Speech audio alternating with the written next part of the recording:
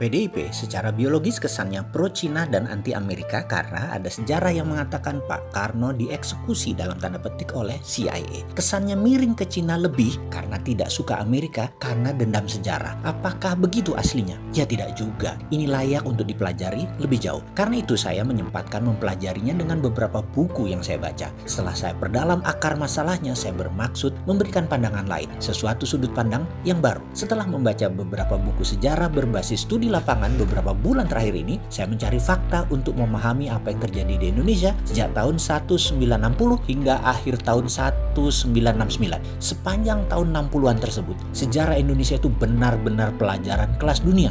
Masa itu ada Kennedy, CIA, Soviet, Peking, Soekarno, Marilyn Monroe, PKI, Soeharto, wanita di sekeliling Soekarno, serta petinggi PKI di sekitar istana.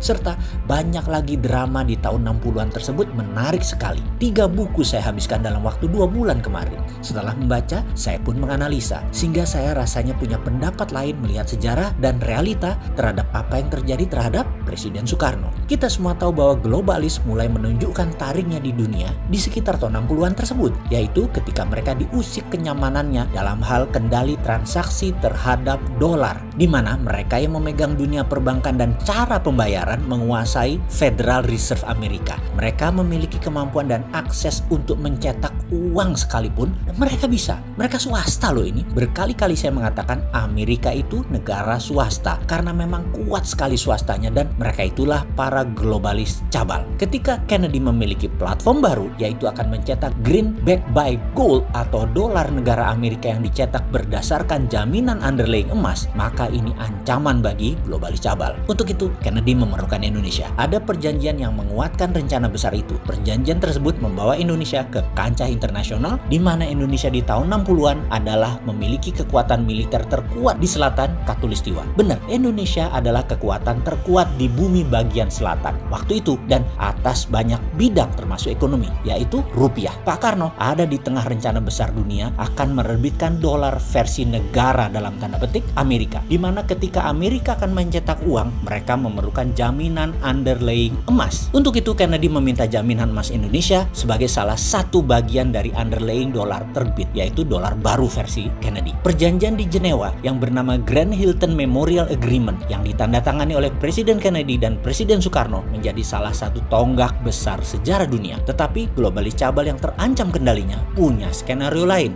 Kennedy ditembak di Dallas. Mobil kenegaraan yang tidak pernah jalan pelan saat itu jalan di bawah 20 mile per jam yang seharusnya tidak boleh, dan 3 arah peluru menerjang Kennedy bersamaan. Meninggal di tempat beliau saat itu. Inilah konspirasi panjang yang belum pernah jelas terungkap hingga saat ini. Di belahan bumi lain, Pak Karno baru turun dari pesawat di Bandara Kemayoran kala mendengar berita kematian Kennedy. Pak Karno terkejutnya bukan main, shock. Karena apa? Karena hal ini membuyarkan skenario kerjasama Indonesia Amerika atas terbitnya dolar berbasis emas atas nama negara Amerika atau Federal Dollar. Semua akhirnya tinggal sejarah ketika Pak Karno pun oleh globalis cabal dilengserkan. Skenario ini globalis yang punya, sedangkan CIA hanya pelaksana. Karena Amerika akan mendadak menjadi negara patriotik nasionalis. Begitu juga Indonesia menjadi negara patriotik nasionalis, bukan di bawah globalis lagi. Dan globalis cabal tidak mau skenario itu. Baik, kita melompat sebentar ke masa kini. Ketika Trump pidato di PBB bulan lalu, dia secara jelas mengatakan, saya mendukung negara-negara untuk berdaulat masing-masing yang bisa diartikan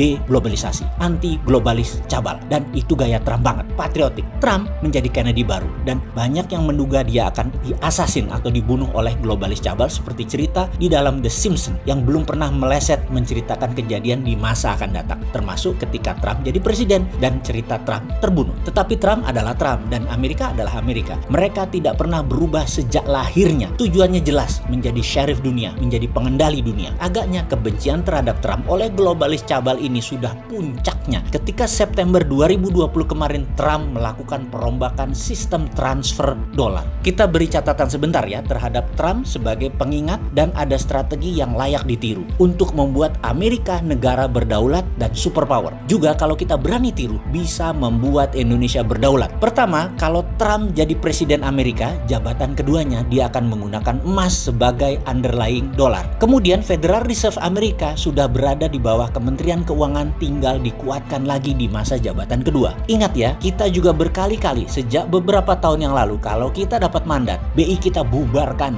jadikan Dirjen Moneter di bawah Kementerian Keuangan. Agaknya ditiru Amerika terlebih dahulu ya. Oke, belagu juga ya si Sontoloyo ini pamer-pamer. Oke, kita lanjut. Lalu, Trump lakukan apa September 2020 kemarin? Swift transfer dolar, perusahaan network transfer money antar negara yang berpusat di Basel, Switzerland, tidak dipakai lagi. Penguasa keuangan dunia globalis cabal Rothschild mulai meredup sejak 2500 tahun yang lalu berkuasa, dan mereka termasuk yang sangat marah terhadap Trump. Oleh Trump, diganti dengan kuantum komputer yang dikembangkan oleh pemerintah Amerika yang telah digunakan oleh banyak bank sentral dan Fed sebagai lending konsorsianya. Inilah perang sesungguhnya saat ini. Globalis cabal di belakang Demokrat dan Tiongkok melawan Amerika patriotis nasionalis di bawah Trump. Ada yang menarik, kesadaran bernegara Amerika lagi tinggi-tingginya sehingga beberapa pendekatan pidato Biden-Kamala terpaksa harus menirunya, yaitu agar tidak ketinggalan zaman. Biden-Kamala juga ke arah patriotisme jualan untuk pemenangan dalam Pilpres nanti. Jadi ada pengamat intelijen pertahanan dunia yang mengatakan kalau Biden menang tetap akan perang melawan Tiongkok juga globalis karena Amerika mendadak menjadi negara patriotik. Jadi